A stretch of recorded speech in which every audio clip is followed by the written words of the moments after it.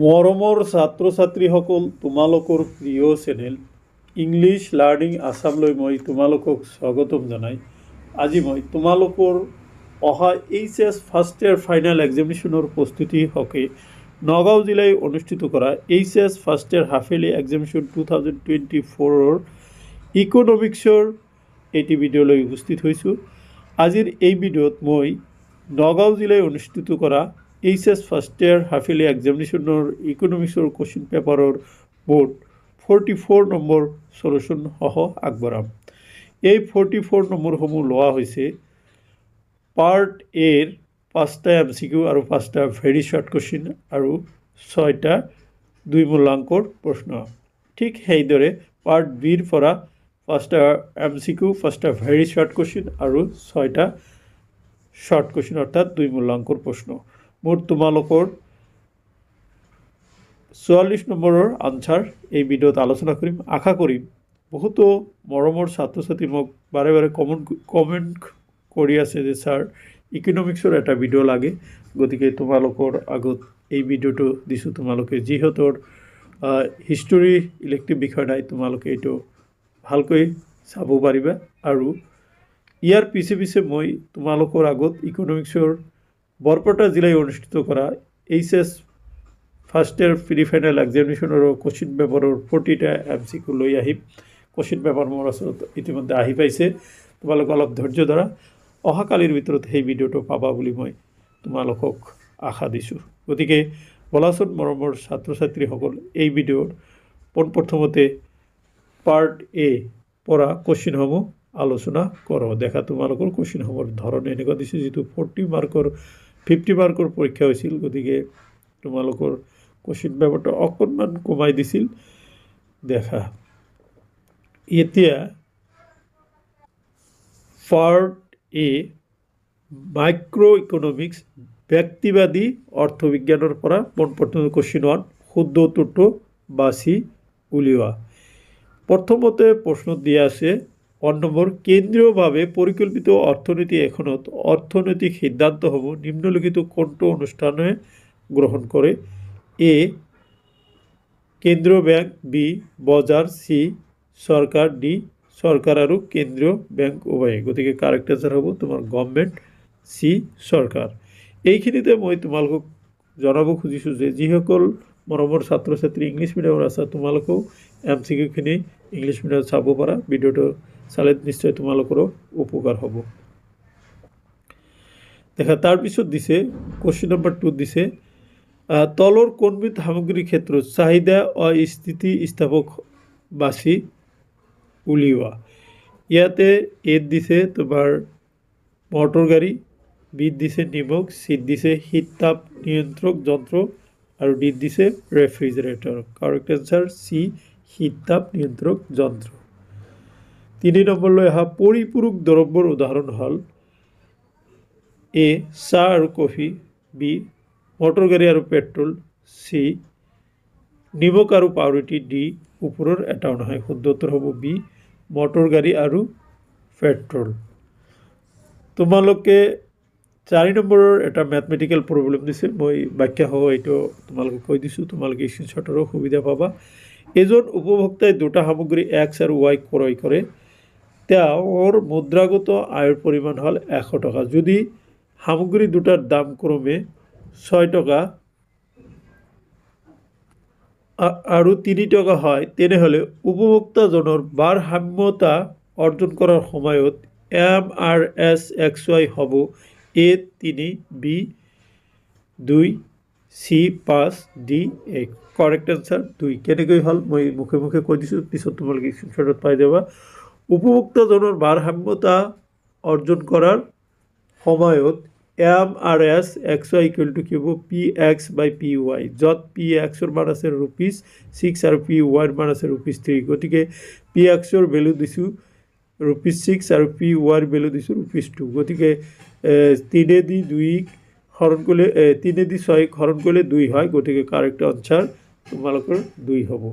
Next আৰু এটা mathematical problem দিছে, দেখা তোমালোকে।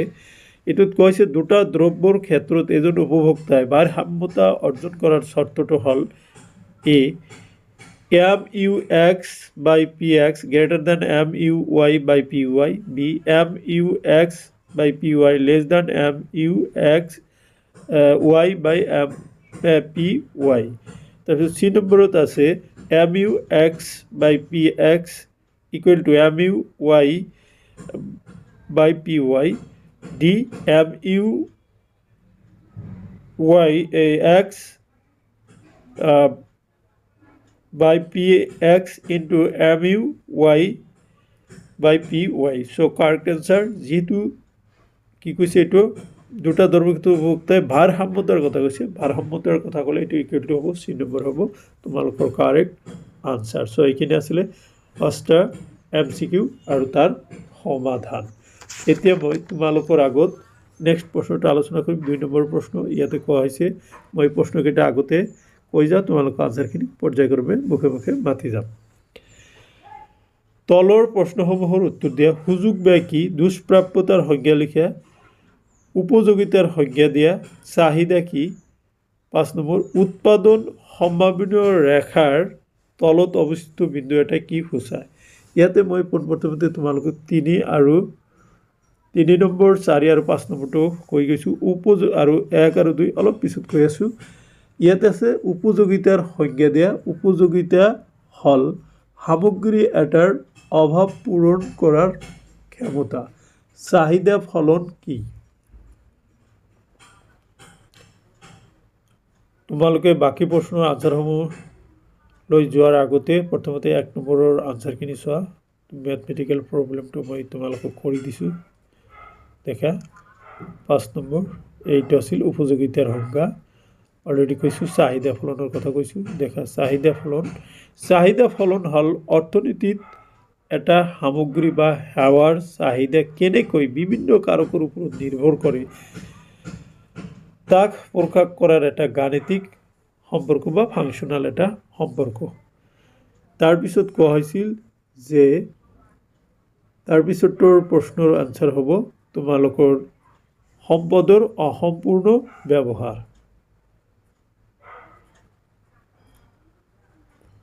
এতিয়া দুষ্প্ৰাপ্যতাৰ সংজ্ঞা লিখা। মানুহৰ জীৱনত অভাৱ অসীম হ'লেও অভাৱ পূৰণৰ সম্পদ খুব সীমিত। সীমিত সম্পদৰ নিয়ম বিষয়টো বুজোৱাৰ বাবে মূলতঃ অৰ্থনীতিৰ দুষ্প্ৰাপ্যতাৰ ধাৰণাটো উদ্ভৱ হৈছে। নেক্সট তোমালোকৰ সুযোগ ব্যয়ৰ সংজ্ঞা লিখা। এটা দ্ৰব্য অধিক পোৱাৰ বাবে আন এটা দ্ৰব্য ত্যাগ কৰাৰ বিনিময়ত উদ্ভৱ হোৱা ব্যয় হ'ল সুযোগ ব্যয়। তোমালোকে এতিয়া 3 নম্বৰৰ প্ৰশ্নলৈ আহা।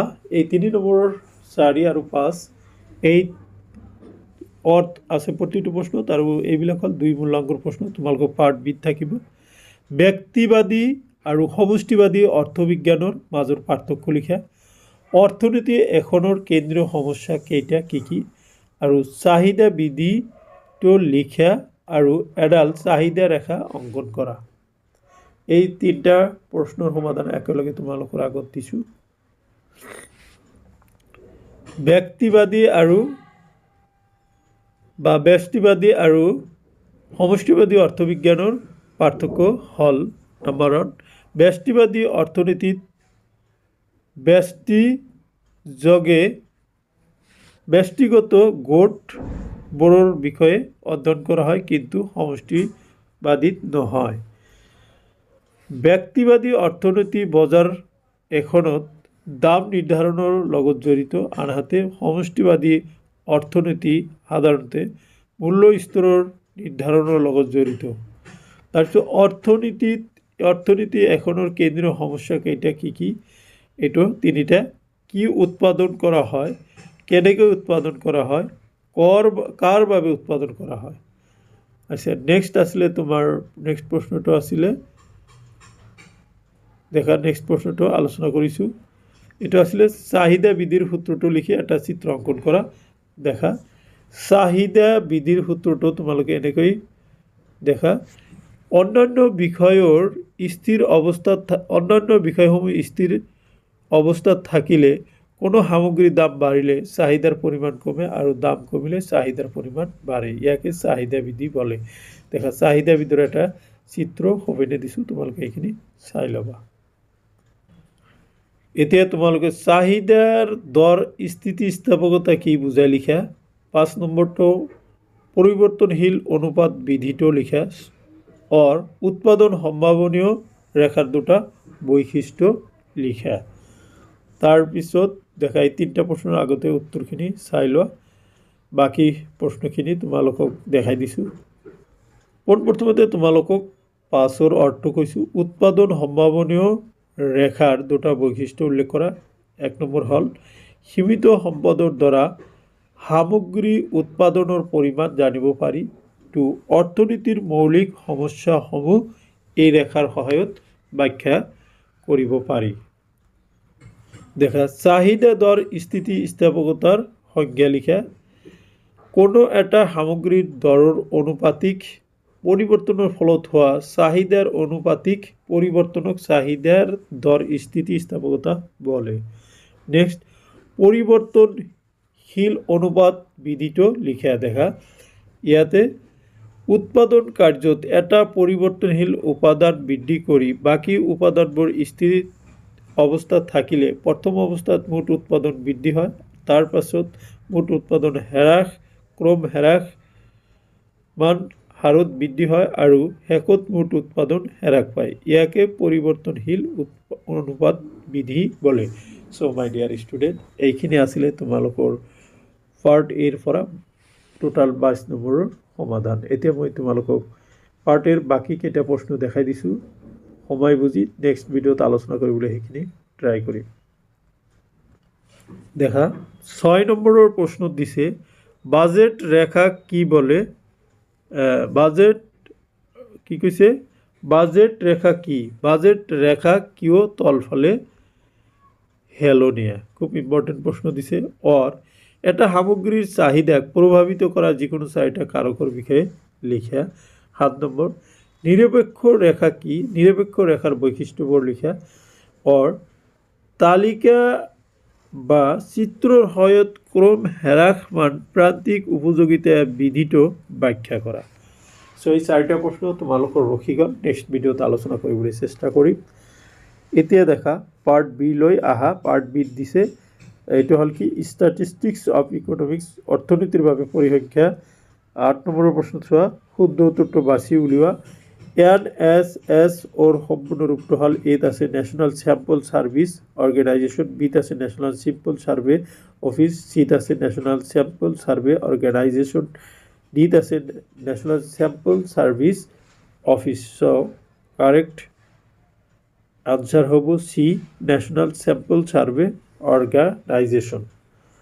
তাৰপিছত দিছে দ্য ফাদাৰ অফ ষ্টেটিষ্টিক্স, পৰিসংখ্যা বিজ্ঞানৰ পিতৃ হল A. J.S. Mill, B. Adam Smith, C. Gottfried Eisenhower আৰু D হল কাৰ্ল পিয়াৰসন। সো কাৰেক্ট আনসাৰ সি গডফ্ৰাইড এসেনওয়াল। তাৰপিছত 3 নম্বৰ দিছে এটা বৃত্তৰ ভিতৰত তথ্য উপস্থাপনৰ পদ্ধতিটো হৈছে এ দণ্ডচিত্ৰ, বি পাই চিত্ৰ, চি যৌগিক চিত্ৰ, ডি ভংগামাৰী চিত্ৰ। এতিয়া এইটোৰ আনসাৰ হ'ব তোমাৰ বি পাই চিত্ৰ, পাই ডায়গ্ৰাম। 4 নম্বৰলৈ আহা, তলৰ কোনটো পদ্ধতিৰে কেন্দ্ৰীয় প্ৰৱণতাৰ মাপ জুখিব পাৰি। এ গাণিতিক গড়, বি মধ্যমা, চি মল্লক, ডি ওপৰৰ সকলোবোৰ। কাৰেক্ট আনসাৰ ডি ওপৰৰ সকলোবোৰ। এতিয়া 5 নম্বৰত দিছে দেখা নিম্নলিখিত তথ্যসমূহৰ বহুলক হ'ব। এই তথ্যসমূহ হৈছে 20, 25, 30, 45, 25, 65, 45, 55, 60, 25, 21, 15, 45, 61, 29, 45, 11 and 9। ইয়াতে অপশন আছে এ 25, বি 15, চিত আছে 45, ডিত আছে 9। মৰমৰ ছাত্ৰ ছাত্ৰীসকল তোমালোকে চোৱা, বহুলক হ'ল যিটো ৰাশি বেছিবাৰ থাকে। দেখা আমাৰ তথ্যখিনিৰ পৰা যি কোনটো ৰাশি বেছিবাৰ আছে, দেখা 45টো 4বাৰ আছে, গতিকে 45টোই হ'ব আমাৰ বহুলক। সি নম্বৰ হ'ব কাৰেক্ট আনসাৰ। ওকে, নাও কাম টু দ্য নেক্সট প্ৰশ্ন। তথ্য চিত্ৰ উপস্থাপন আৰু লেখীয় চিত্ৰীয় উপস্থাপনৰ মাজৰ এটা পাৰ্থক্য, বিচ্ছিন্ন আৰু অবিচ্ছিন্ন চলকৰ মাজৰ এটা পাৰ্থক্য, পৰিসাংখ্যিক তথ্য কি? দেখা এই তিনিটা প্ৰশ্ন একেলগে কৰিছোঁ। চিত্ৰ আৰু লেখচিত্ৰ উপস্থাপনৰ মাজৰ পাৰ্থক্য দেখা, চিত্ৰ উপস্থাপন আৰু লেখচিত্ৰ উপস্থাপন। ইয়াতে প্ৰথম তোমাৰ এটা দিব গৈছিল, যিটো তোমালোকৰ 5 বা 6 নম্বৰৰ কাৰণেও পৰীক্ষাত প্ৰশ্ন আহিব পাৰে, মই সেইকাৰণে তোমালোকক বেছিকৈ দিছোঁ। দেখা ইয়াতে তোমালোকে চাই লোৱা, মই চল কৰি দিছোঁ। চিত্ৰবোৰ স্থানগত ৰাখি বুজাবৰ বাবে উপযোগী, এইটো কালগত ৰাখি আৰু বাৰংবাৰতা বক্ৰ উপস্থাপন কৰিবৰ বাবে লেখচিত্ৰ ব্যৱহাৰ কৰা হয়। দেখা চিত্ৰবোৰ বহুত আকৰ্ষণীয় হয়, চিত্ৰবোৰ আকৰ্ষণীয় নহয়।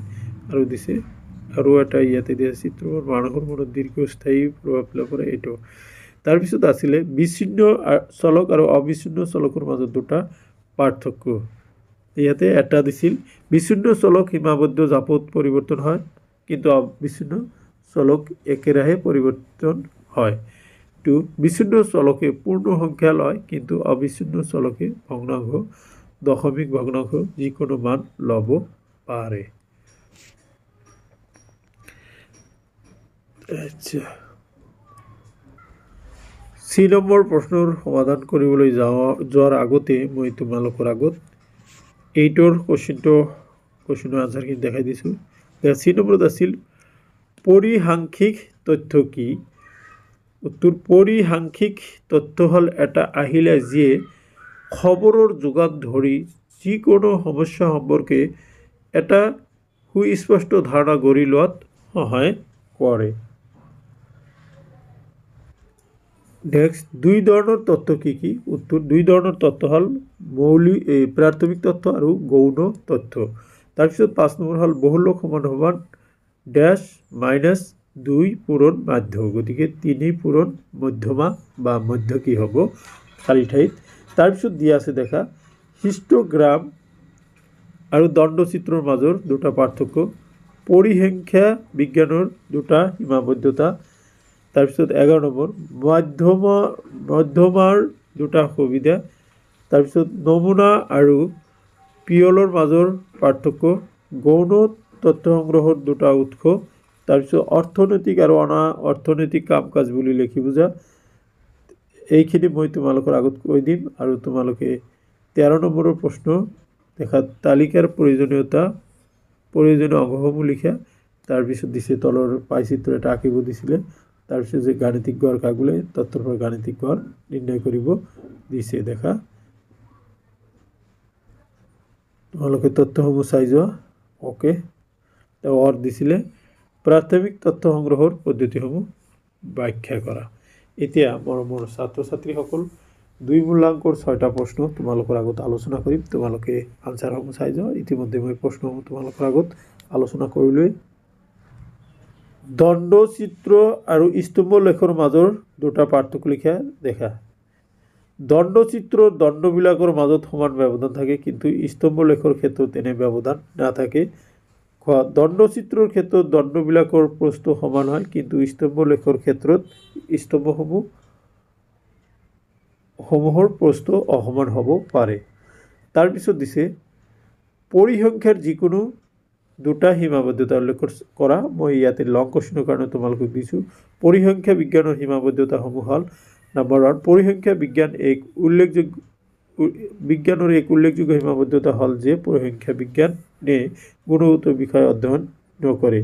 2, পৰিসংখ্যা বিজ্ঞানে সমষ্টিৰ বিষয়ে অধ্যয়ন কৰে, কিন্তু ব্যক্তিৰ বিষয়ে অধ্যয়ন নকৰে। পৰিসাংখ্যিক ফলাফলে গড় আচৰণহে দেখুৱায়, কিন্তু আৰু ইয়াত সম্পূৰ্ণ শুদ্ধতা নাথাকিব পাৰে। তাৰপিছত পৰিসংখ্যা বিজ্ঞানৰ বিধি সম্পূৰ্ণ শুদ্ধ নহয়, কাৰণ সকলোৰে নিয়ম কানুন একে নহয়। পৰিসংখ্যা পদ্ধতিয়ে সমস্যা এটা সমাধান উত্তম উপায় হ'ব নোৱাৰে। পৰিসংখ্যাৰ ফলাফলবোৰত গাণিতিক শুদ্ধতা অভাৱ পৰিলক্ষিত হয়। তাৰপিছত দিছিলে মধ্যমাৰ সুবিধাসমূহ কি কি? মধ্যমাৰ সুবিধা মই তোমালোকক দিছোঁ দুটা দিছিল ইয়াতে মধ্যমাৰ মই 6টা সুবিধা দিছোঁ দেখা যে মধ্যমাৰ নিৰ্ধাৰণ কৰা সহজ 2 তাৰপিছত তোমালোকে দেখা প্ৰাপ্ত তথ্য পাতি সম্পূৰ্ণ নহ'লে মাধ্যমিক পৰিগণনা সম্ভৱ হয় মাধ্যমিক আশে-পাশে থকা সংখ্যাবোৰৰ পৰম বিচলনৰ যোগফল ন্যূনতম হয় চৰম মূল্যই মধ্যমাৰ ওপৰত প্ৰভাৱ নেপেলায় গুণগত ধাৰণাসমূহৰ অধ্যয়নত মধ্যমা সহায়ক হ'ব পাৰে লেখচিত্ৰ পদ্ধতিৰে মধ্যমা গণনা কৰা সম্ভৱ হয় তাৰপিছত দিছে পিয়ল পদ্ধতি আৰু নমুনা পদ্ধতিৰ মাজৰ পাৰ্থক্য দেখা তোমালোকে পিয়ল পদ্ধতি আৰু নমুনা পদ্ধতিৰ মাজৰ পাৰ্থক্য তলত উল্লেখ কৰা হ'ল পিয়ল পদ্ধতি হ'ল আৰু ইফিনে নমুনা পদ্ধতি পিয়ল পদ্ধতিৰ সমষ্টিৰ প্ৰতিটো গোট অধ্যয়ন কৰা হয় নমুনা পদ্ধতিৰ সমষ্টিৰ মাত্ৰ কেইটামান গোটহে বাছি লোৱা হয় পিয়ল পদ্ধতিত উচ্চ মানৰ শুদ্ধতা পোৱা যায় নমুনা সংগ্ৰহ পদ্ধতিত উচ্চ মানৰ শুদ্ধতা পোৱা নাযায় তোমালোকে বাকি এইবিলাক চোৱা মই চলো কৰি দিছোঁ স্ক্ৰীনশ্বট মাৰি লোৱা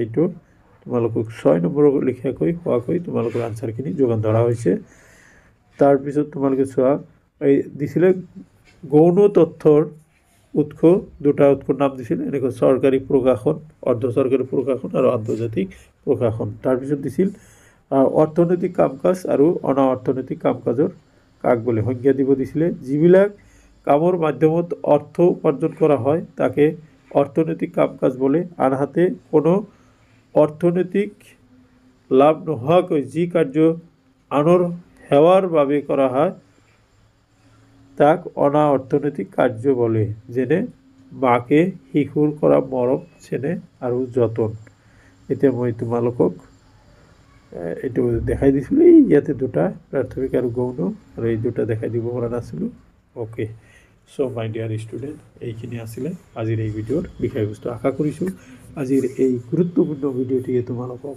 অহা পৰীক্ষাত সহায় কৰিব থেংক ইউ ছ' মাছ